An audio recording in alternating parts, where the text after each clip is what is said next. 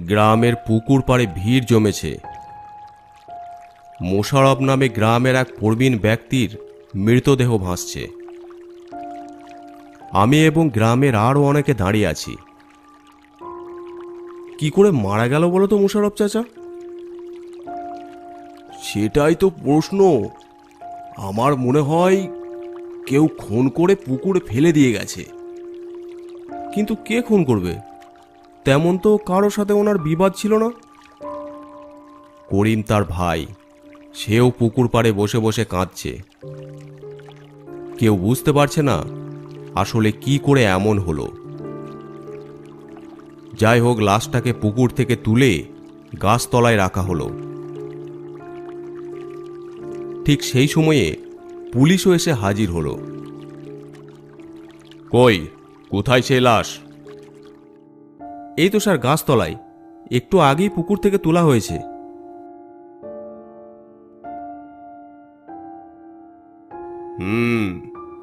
মনে হচ্ছে এটা স্বাভাবিক মৃত্যু নয়, এটা খুনের মামলা মনে হচ্ছে। তোমরা কি কাউকে সন্দেহ করো? কাকে সন্দেহ করব হুজুর? কাল রাতেও আমরা একসাথে খাওয়া দাওয়া করেছি, গল্প করে তারপর ঘুমাতে গেছি। সকালে উঠে দেখি পুকুরে ভাইয়ের লাশ ভাসছে। কারো সাথে কোনো দুশ্মনী ছিল না হুজুর। তাহলে মরল কি করে? ঠিক আছে, লাশটির ময়না তদন্ত করতে হবে, সদর হাসপাতালে নিয়ে যেতে হবে। তোমরা তাড়াতাড়ি লাশটা নিয়ে রওনা দাও, আমি হাসপাতালে রিপোর্ট জমা দেব।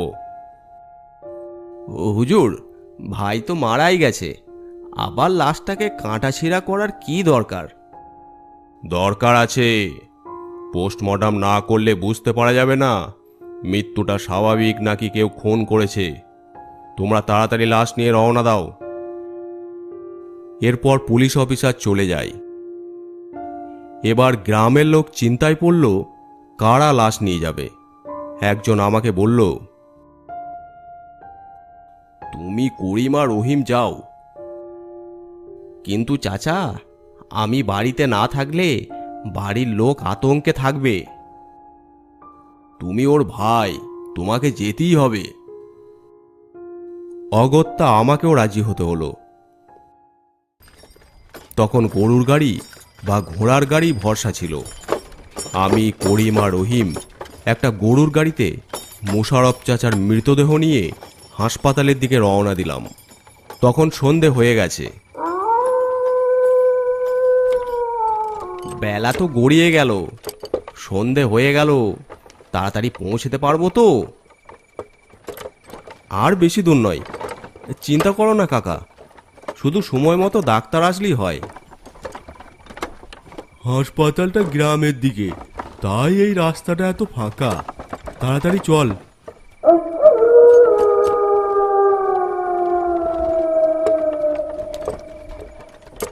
যখন পৌঁছালাম তখন চারিদিকে ঘন অন্ধকার ছেয়ে গেছে। শহর থেকে বহু দূরে এই হাসপাতালটি।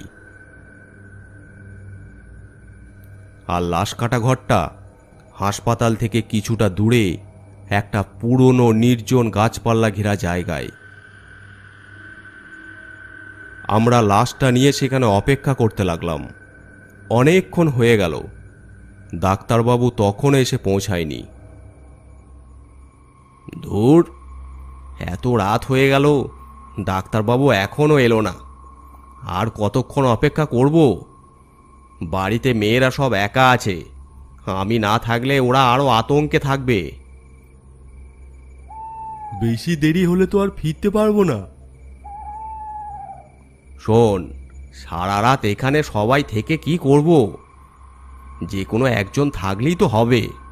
ভোর ভোর তারপর আমরা গাড়ি নিয়ে চলে আসব। আমার বাড়িতেও কোনো পুরুষ মানুষ নেই, মেয়েরা এই ঘটনার পর সব আতঙ্কে আছে। ও, তাহলে কি আমাকেই থাকতে হবে একা? তোর বয়স কম, মনের সাহস আমাদের থেকে অনেক বেশি। তাছাড়া তোদের বাড়িতে অন্যান্য পুরুষরাও আছে। কিন্তু একটা লাশের সাথে একা কি করে থাকবো? একা কেন? আর কিছুক্ষণ পর তো ডাক্তার চলে আসবে, আর আমরা তো ভোর 4টের সময় বেরিয়ে পড়ব। আমার শরীরটাও বড্ড খারাপ। ভাইয়ের এইভাবে চলে যাওয়াটা খুব বেদনা দিচ্ছে রে। হ্যাঁ কাকা, বুঝতে পারছি। ঠিক আছে, তোমরা যাও, তবে ভোর ভোর চলে এসো। তারপর তারা গরুর গাড়ি নিয়ে আবার বাড়ির দিকে রওনা দিল।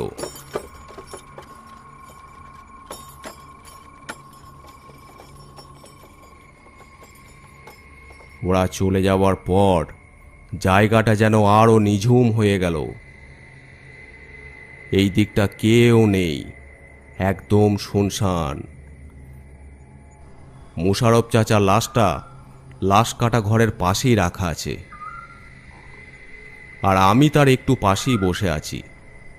যতই বয়স কম হোক, যতই সাহস থাকুক না কেন, একটা লাশের সাথে লাশ ঘরের সামনে এমন শুনশান জায়গায় একা থাকলে যে কারো গা ছমছম করবে। আমারও গা ছমছম করতে লাগলো। মনে মনে ওদেরকে গালি দিতে লাগলাম। ধুর, ওরা কি সহজেই চলে গেল। করিম কাকা নিজের ভাই মারা গেছে, তাও সে থাকলো না, আর আমাকে এই ভুতুড়ে জায়গায় একা ফেলে রেখে চলে গেল। হঠাৎ গাছে একটা পেঁচা ডেকে উঠল। দূরের মাঠের শিয়ালগুলো চিৎকার করে উঠল। তখনই মনে হলো খাটটা যেন একটু নড়ল। ভালো করে তাকিয়ে দেখলাম, না, ঠিকই আছে। রাত তখন প্রায় 10টা। দেখলাম ডাক্তারবাবু, যিনি পোস্টমর্টম করবেন, উনি এগিয়ে আসছেন। সঙ্গে আরও একজন, মনে হয় হেল্পার। কাছে এসে ডাক্তারবাবু বললেন, আরে তুমি একা এখনো বসে আছো? বাহ, সাহস আছে বলতে হবে। হ্যাঁ ডাক্তারবাবু, কি আর করব, আমাকে একা রেখে ওরা চলে গেল। আচ্ছা, তোমরা দুজন লাশটা ঘরে রাখা টেবিলের ওপর রেখে এসো। আমরা দুজন লাশটা নিয়ে গিয়ে টেবিলে রেখে দিলাম। যাও, তুমি এবার বাইরে বসো, একটু সময় লাগবে। আমি বাইরে গিয়ে বসে রইলাম। ওরা দরজা লাগিয়ে দিল। বাইরে তখন ঘন অন্ধকার। চারিদিকে থমথমে নীরবতা। ঝিঝি পোকার ডাক যেন আরও ভয় ধরিয়ে দিচ্ছে। ভিতর থেকে মাঝে মাঝে যন্ত্রপাতির আওয়াজ আসছে। মনে মনে করিম কাকা আর রহিমকে গালি দিতে লাগলাম। উফ, এমন অবস্থায় আমাকে একা ফেলে চলে গেল ওরা। এইভাবে কেটে গেল প্রায় 2 ঘন্টা। বেশ বিরক্ত লাগছিল আমার, আর কতক্ষণ লাগবে কে জানে। তখনই দেখলাম আমার কিছুটা দূরে একটা বৃদ্ধ মতো লোক এগিয়ে যাচ্ছে। আশ্চর্য, এতক্ষণ এখানে আছি কিন্তু কাউকে তো দেখি না এইদিকে আসতে। তাহলে এই লোকটা কোথা থেকে এলো? এই যে চাচা, শুনছেন? কিন্তু লোকটা কোনো কথার উত্তর না দিয়ে এগিয়ে চলে গেল। কিছুটা যাবার পরই হঠাৎ যেন মিলিয়ে গেল। এ কি, লোকটা হঠাৎ গেল কোথায়? আজব ব্যাপার, নাকি আমি ভুল দেখলাম? উফ, একা একা বসে থেকে মনের মধ্যে এইসবই ঘুরছে। তখনই দেখি ডাক্তারবাবু বেরিয়ে এলেন। পোস্টমর্টম কি হয়ে গেছে? হ্যাঁ, লাশ টেবিলই রাখা আছে। তোমাদের লোক আসলে তোমরা লাশ নিয়ে যেতে পারো। আচ্ছা ডাক্তারবাবু, উনি কি করে মারা গেছেন কিছু জানা গেল? কি করে মারা গেছে তা তো জানি না, তবে ঘাড়ে গভীর একটা আঘাতের দাগ, একদম পিছনের দিকে। হয় উনি পা পিছলে পিছন দিকে পড়ে গেছে, অথবা কেউ জোরে আঘাত করেছে। এরপর ডাক্তারবাবু আর তার হেল্পার চলে যায়।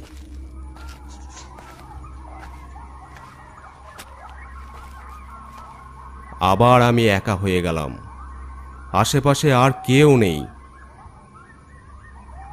তার মানে খুনই, মোশাররফ চাচাকে কেউ খুনই করেছে মনে হয়। কিন্তু কে খুন করবে? কে করলো এমন কাজ? রাত তখন 1:30। হঠাৎ ঘরের ভিতর থেকে কোনো একটা জিনিস পড়ে যাওয়ার আওয়াজ এলো। হ্যাঁ, কিসের আওয়াজ হলো? কিছু কি পড়ে গেল নাকি? হয়তো ডাক্তারবাবুর কোনো যন্ত্রপাতি হতে পারে। তারপরই দূরে জঙ্গল থেকে শিয়াল ডেকে উঠল, যেন সেও এই আওয়াজটা শুনতে পেয়েছে। আমি ওই দূরে জঙ্গলের দিকে তাকিয়ে আছি। তখনই আবার কোনো গ্লাস পড়ে যাওয়ার ঝনঝনে শব্দ এলো। হ্যাঁ, আবার আওয়াজ। কিন্তু কিন্তু লাশ ঘরে তো কেউ নেই। তাহলে বারবার এমন জিনিস কে ফেলছে? কোনো বিড়াল বা ইঁদুর নয় তো?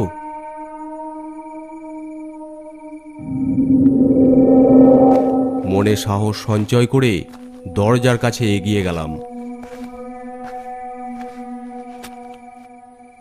দরজার পাল্লাটা সামান্য ফাঁক করে উকি মারলাম।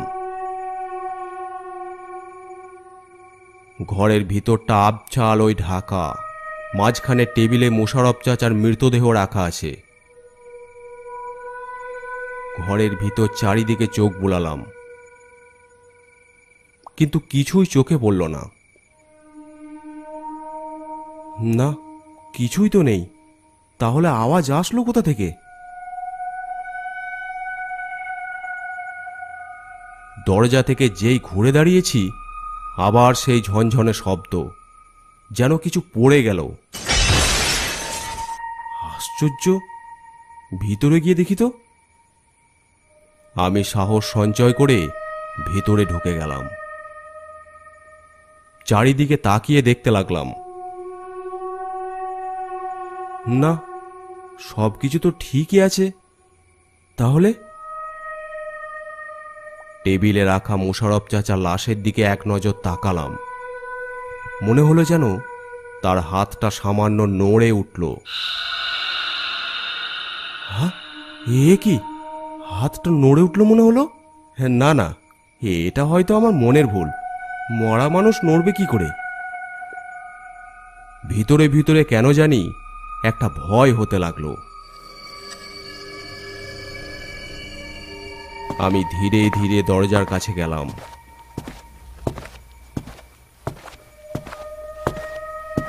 কিন্তু দরজা খুলতে গিয়ে দেখি দরজা কিছুতেই খুলছে না।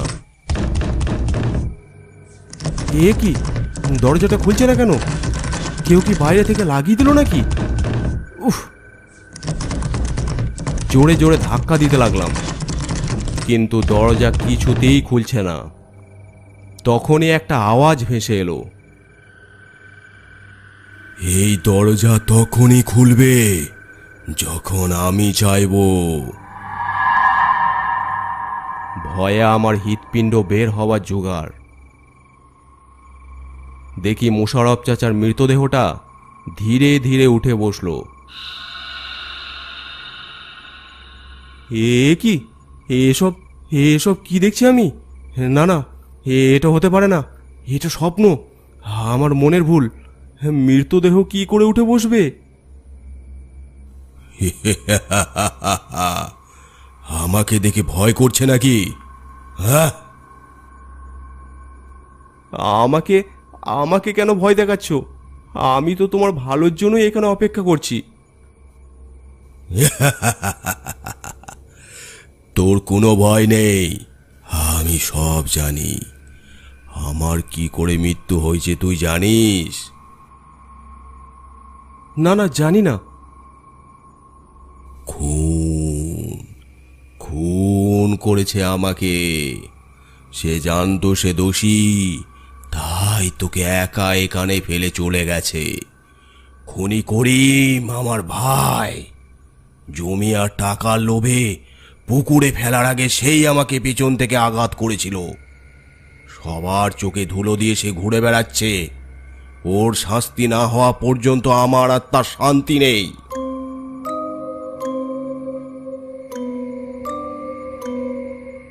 কথাটা বলার পরই মোশাররফ চাচার মৃতদেহটা হঠাৎই আবার ধপ করে টেবিলে লুটিয়ে পড়ল। ঘরের আলোটা এক মুহূর্তের জন্য নিভে গেল, তারপর আবার জ্বলে উঠল। লাশ আবার নিথর, যেন কিছুই হয়নি। দরজাও নিজে থেকে খুলে গেল। ভয়ে আমার হাত পা তখন ঠান্ডা হয়ে গেছে। এটা ভেবে অবাক লাগছে, সামান্য জমি আর টাকার জন্য একজন ভাই আর একজন ভাইকে খুন করেছে। খুব ভোর ভোর রহিম গাড়ি নিয়ে এলো। তারপর আমরা বাড়ির পথে রওনা দিলাম।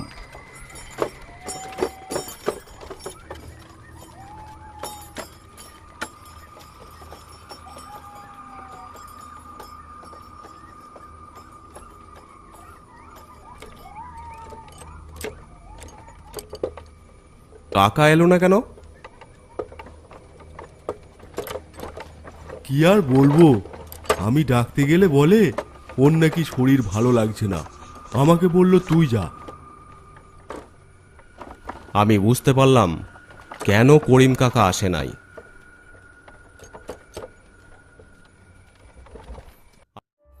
আমি ঘটে যাওয়া লাশ কাটা ঘরের ভয়ঙ্কর অভিজ্ঞতা আর ময়না তদন্তের রিপোর্ট নিয়ে থানায় হাজির হলাম। স্যার, মোশাররফ চাচার মৃত্যু স্বাভাবিক ছিল না, এটা খুন, আর খুনি হলো করিম। কি বলছো তুমি? করিম তো ওর ভাই, আর তুমি এত নিশ্চিত কি করে? সেদিন রাতে লাশ কাটা ঘরে তখন কি হলো স্পষ্ট করে বলো। তারপর আমি লাশ কাটা ঘরে যা যা হয়েছে সব খুলে বললাম। পুলিশ অফিসার প্রথমে বিশ্বাস করছিল না, তারপর অনেক অনুরোধ করার পর গ্রামে যেতে রাজি হলো।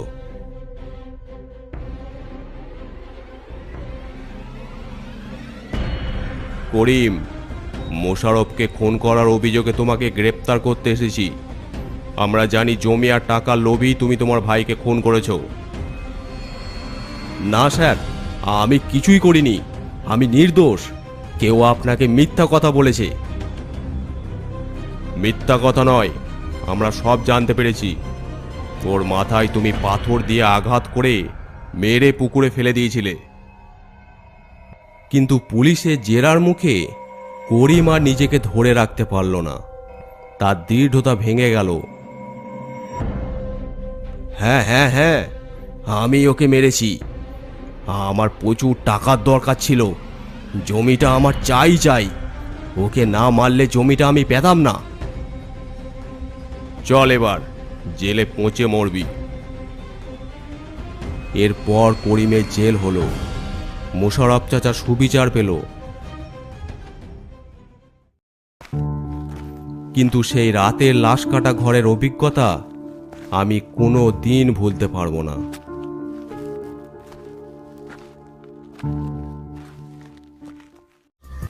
আজকের গল্পটি আপনাদের কেমন লাগলো অবশ্যই কমেন্ট করে জানাবেন। আর যদি ভালো লেগে থাকে অবশ্যই চ্যানেলটি সাবস্ক্রাইব করে দেবেন। আর আপনারা যারা গল্প পাঠাতে চান আমাদের ফেসবুক পেজে ইনবক্স করে পাঠাতে পারেন, অথবা আমাদেরকে মেল করতে পারেন। এছাড়াও আমাদের ইনস্টাগ্রাম আইডি আছে, আপনারা ফলো করে নিতে পারেন। সব কিছুর লিঙ্ক ডিসক্রিপশন বক্সে দেওয়া আছে।